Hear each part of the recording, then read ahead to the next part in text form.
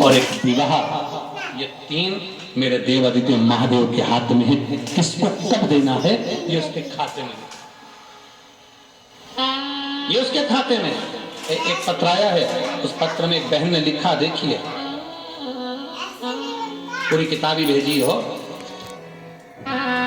पूरा रजिस्टर भेज दिया हमने छोटा सा, और लिखा पत्र एक ही है।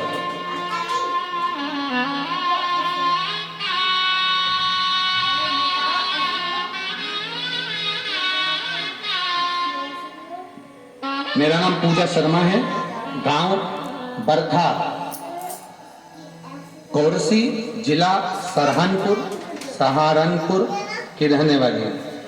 कहीं बैठी हो तो हाथ हिला सकते हैं, अगर कहीं बैठी हो तो अपना हाथ हिला सकते हैं। गुरुदेव, मेरी संतान नहीं थी, औलाद नहीं थी, लोग अपशब्द करते थे, ताना भी कस देते थे, सारे डॉक्टरों का इलाज करवाया पर संतान का सुख नहीं आया। तब किसी के कहने पर मैंने पशुपति व्रत करा, सफेद आंकड़े की जड़ का प्रयोग करा। जब मेरा पहला पशुपति व्रत आया, तब गुरुदेव व्रत कर कर जब मैं वापिस घर को आई और मैंने प्रसाद को खाया, भोजन किया, और रात्रि को मुझे वोमिटिंग होना चालू हो गई, उल्टी होना चालू हो गई। जब मुझे उल्टियां हुई, दूसरे दिन वापिस उल्टियां होना चालू हुई, तीसरे दिन फिर उल्टी होना चालू हुई, तो डॉक्टर को दिखाया। डॉक्टर के हिसाब से डॉक्टर ने कहा कि तुम्हारा पेट में कब्ज के कारण बस तुम्हें उल्टियां हो रही है। डॉक्टर ने ये नहीं कहा कि तुम्हें संतान की प्राप्ति है।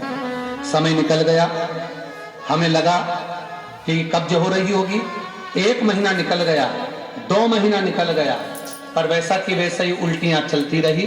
डॉक्टर ने कहा था कि कब्ज है और मालूम नहीं पड़ा। तीसरा महीना जब आया, गुरुदेव, मैं बाबा का क्या वर्णन करूं, हमने फिर डॉक्टर को दिखाया, तब जांच हुई और जांच में मालूम पड़ा कि मेरा गर्भ है और मुझे भगवान ने संतान दी। ये शिव तत्व है। आपका भरोसा, आपकी दृढ़ता, आपका विश्वास जब प्रबल होता है। एक पत्र में एक बेटे ने लिखा है,